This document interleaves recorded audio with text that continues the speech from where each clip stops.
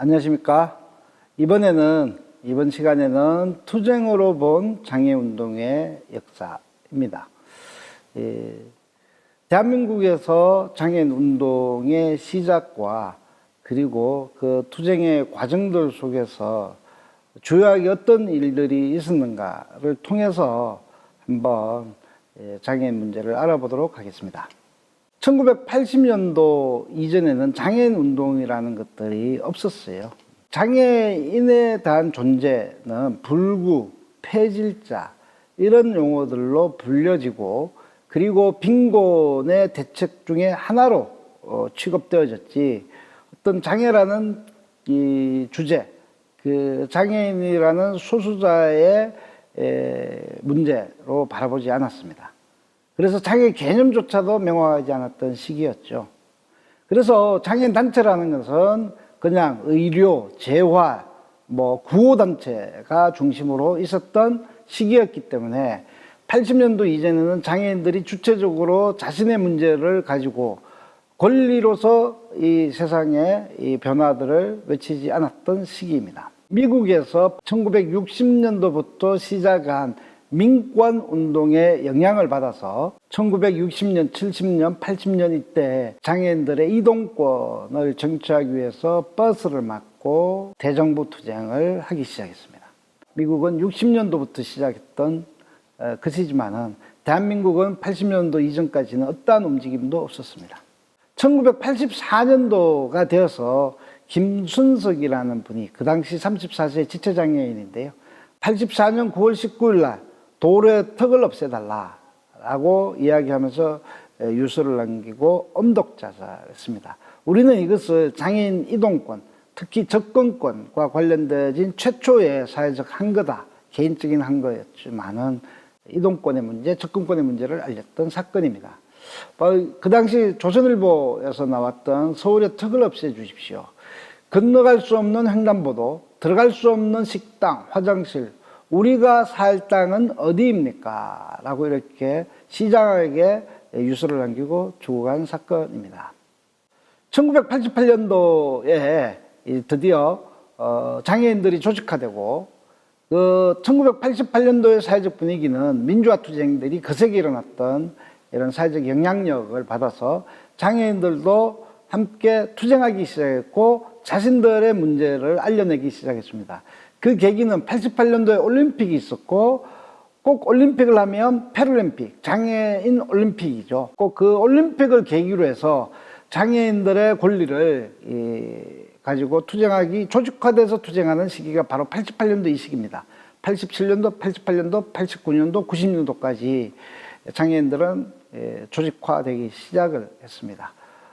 장애인 권익촉진 범국민 결의대회. 사진에 목발을 짚었죠. 이 목발 짚은 사진들을 보시면 이 시대의 장애인들이 누가 주체인가도 또 장애인 유형 중에서도 보여집니다. 이때의 투쟁의 주체들은 지체, 소마비 장애인들을 중심으로 해서 투쟁했는데 바로 그것이 명동성당 앞에서 장애인 권익촉진 범국민 결의대회. 과제는 장애고용촉진법, 그리고 장애복지법 제정. 심신장애자 복지법을 장애인 복지법, 장애 잘한 말 싫습니다. 장애인으로 바꿔주십시오. 이렇게 이야기하면서 투쟁했던 시기가 바로 88년도입니다. 1995년도에 장애인들의 생존권을 외치면서 죽어간 최정한이라는 노점상 투쟁이 있었습니다. 이 당시 1995년도에 장애인 고용촉진법이 있었습니다. 1990년도에 장애인들이 싸워서 300인 이상의 기업에 장애인들을 워낙 고용하니까 2%는 고용하세요. 그래서 300인 이상의 2%면 6명은 고용하세요 라는 법안을 만든 것이 바로 장애인 고용촉진법입니다. 그걸 할당제라고 하죠. 고용을 잘하는 사람들에게는 장려금을 주고 고용을 안 한 기업에는 부담금을 얻죠. 그런데 생각해 보시면 이 장애인 중에서도 260만 장애인이 있습니다, 지금. 그런데 그 의무고용 할당제 속에서 누가 먼저 들어가겠냐라고 생각하면 그나마 경증장애인들이, 병원장애인들이 먼저 들어가죠.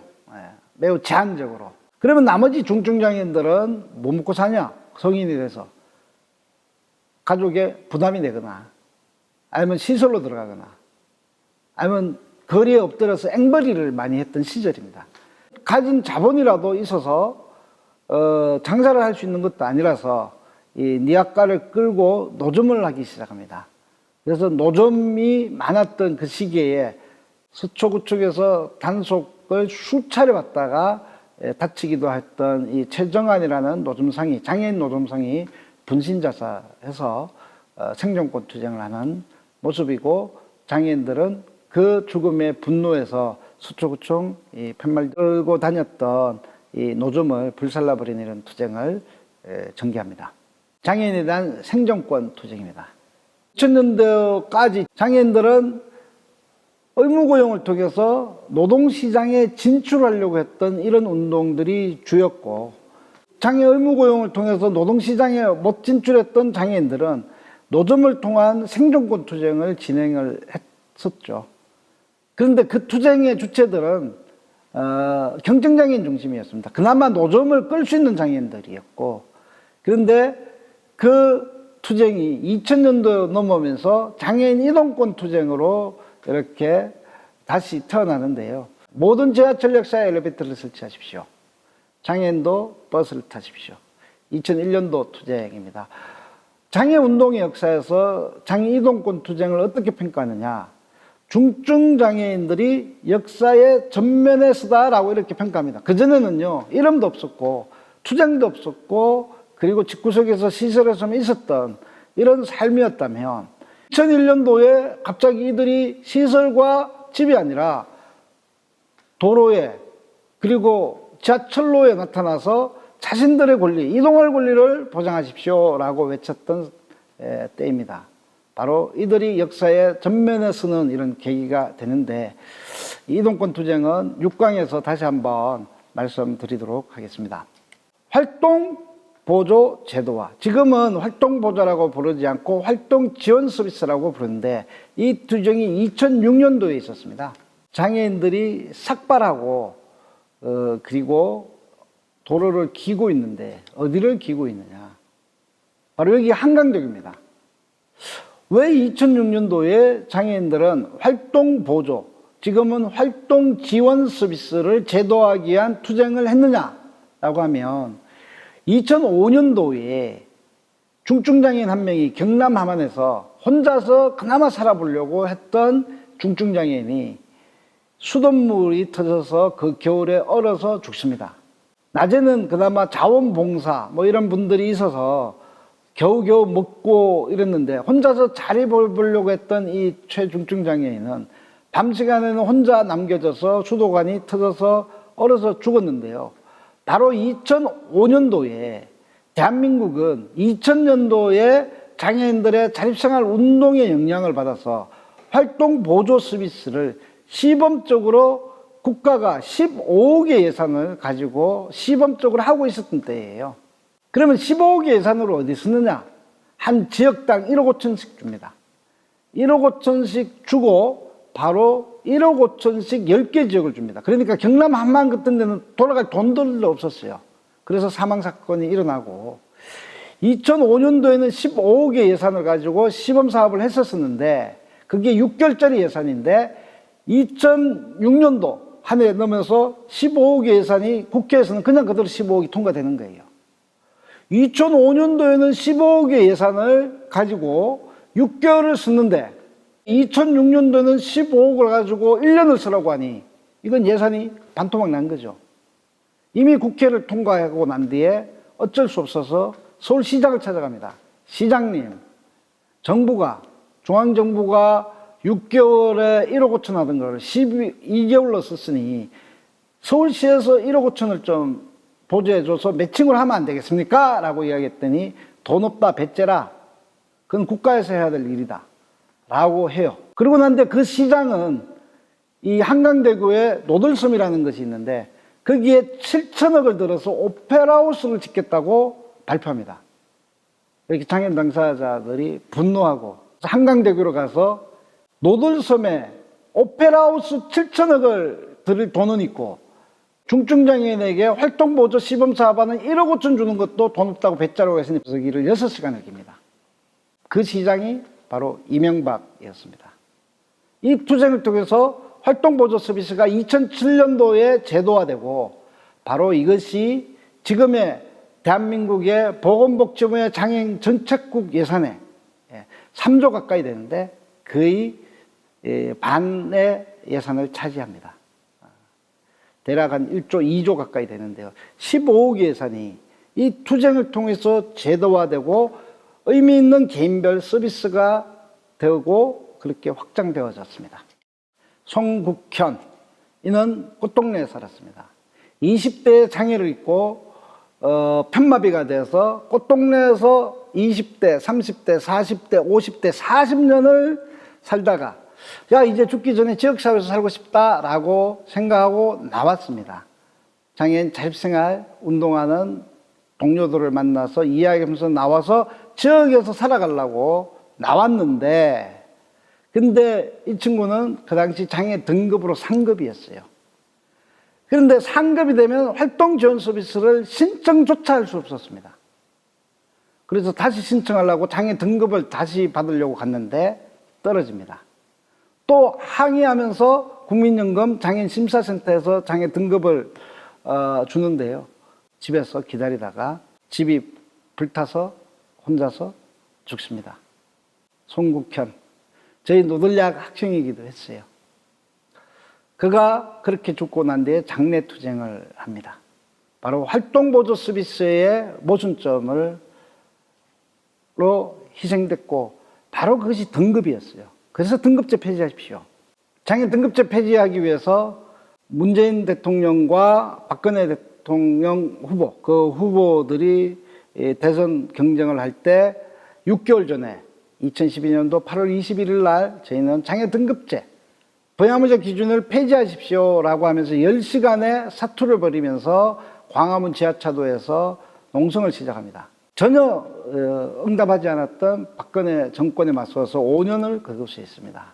그리고 촛불이 오고 문재인 정부가 쓰고 그리고 박능우 장관이 초대 장관이 돼서 이것에 와서 같이 함께 민간회비체를 만듭시다, 대화합시다 라고 해서 농성을 풀고 나오는 그 시기입니다. 그래서 1988년 11월 1일 날 장애 등록제가 시작되고 민간회비체 결과 2019년도 7월 1일부터 장애 등급제가 단계적으로 폐지되기 시작합니다. 우리는 이것을 31년 만에 장애인 정책의 패러다임의 변화라고 이야기하고 있습니다. 1989년도에 17만 6천 명이었던 등록장애인이 지금은 263만 3천 명입니다. 이런 변화들을 만들어 왔지만은 여전히 이 장애 등급제는 개인의 필요에 의한, 개인의 욕구에 의한 서비스가 제공되는 것이 아니라 또다시 종합 서비스라는 점수제에 갇혀서 예산의 범위 내에서 매우 한계적으로 진행되고 있어서 저희는 장애 등급제가 가짜로 폐지했다라고 이야기하고 있습니다. 장애인의 삶입니다, 현재. 나다니엘 브레이크는 영국에서 이 복지 국가가 끊기는 시기에 이 수급권자가 자신의 수급권을 받으려고 하다가 이 건물에서 모멸을 당합니다. 그래서 다니엘 브레이크는 개가 아니라 인간이다 라고 이런 영화가 있는데 그것을 우리 학생들이랑 보고 저희들도 너무나 똑같은 감정을 공감해서 여기 갔습니다. 박경숙은 개가 아니라 인간이다. 장애 등급 심사하고 장애 서비스를 주는 거기에서 이런 퍼포먼스를 하고 항의를 했죠. 지적장애 1급의 아들을 살해한 사례입니다. 아버지가 아들을 죽였고 살인사건이지만은 징역 3년의 집행유예로 풀려납니다. 아버지는 41살에 자신의 아들을 집에서 죽였습니다. 자신도 자살하려고 했는데 안 죽고 재판을 받은 사건입니다. 그 자신이 이제 곧 죽을 거라고 걱정이 돼서 남은 식구들이 걱정이 돼서 자신이 보살펴왔던 41살의 발달장애인을 망치로 새벽에 죽인 사건입니다. 이 사건은 어머니가 자폐장애인 아들을 스카프로 새벽에 목질러 죽였습니다. 사건, 이 또한 징역 3년에 집행유예로 풀어졌습니다. 살인사건임에도 불구하고. 그런데 이런 가족의 동반자살 등 살인사건이 매우 많이 일어나는데요. 이 판결문에는 이런 말이 나옵니다. 발달장애인이 피해자와 그 가족인 피고인이 이 법에 따른, 저 위에 쫙 법안이 있죠. 장애인과 관련된 법안이 이 재판부가 언급한 법안들인데, 이 법안에 따른 충분한 보호나 지원을 받았음을 인정하기 어렵다. 위와 같은 국가와 지방자치단체의 의무가 단지 선언적인 것에 그치지 아니함은 명백하다. 이런 판결을 재판부가 했음에도 불구하고 여전히 대한민국 사회에서는 그 가족에 의해서 죽임을 당하고 동반자살하고 폐기물처럼 처리되고 있는 것이 지금의 현실입니다. 예, 지금까지 장애운동의 역사를 보면서 지금의 현재를 이야기했습니다. 다음 시간에 다시 뵙도록 하겠습니다. 예, 고맙습니다.